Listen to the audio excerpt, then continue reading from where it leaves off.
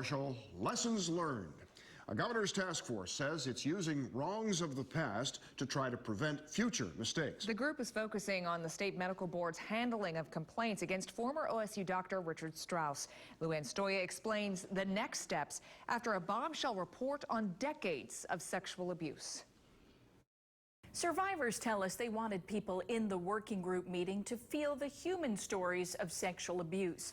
Now, the members here will be looking for ways to make sure what happened in the Strauss case does not fall into what's been called a black hole. Well, let me start with the Strauss working group.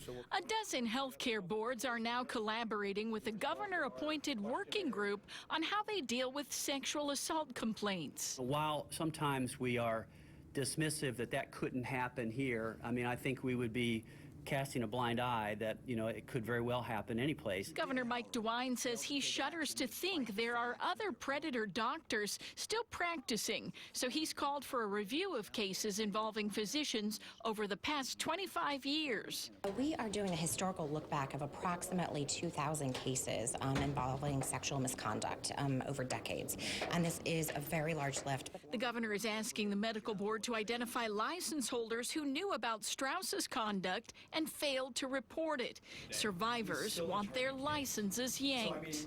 You guys have to do something, because that kills me to think that guy could be making the same misjudgments and the same lies to anybody else. So please take action. Please. The Strauss victims say they have no closure as the doctor took his own life in 2005. Now they say mediation with OSU has stalled. Become a tiger that has some teeth, and you're going to do something about this. But we at least appreciate you doing something, because Ohio State's not doing anything. How can we make sure this doesn't happen again? Obviously, you can never make 100% sure on something like this, but we want to take every step we can across all the spectrum of these healthcare boards to make sure we don't have another Strauss. At Public Safety Headquarters, Luann Stoya, ABC 6 News. At least 8 lawsuits have been filed against OSU by some 350 men connected to the Strauss case. We have, of course, been following this case since it first broke more than a year and a half ago, and you can read our stories about the investigations and their findings on the free ABC 6 app. Just search for Strauss.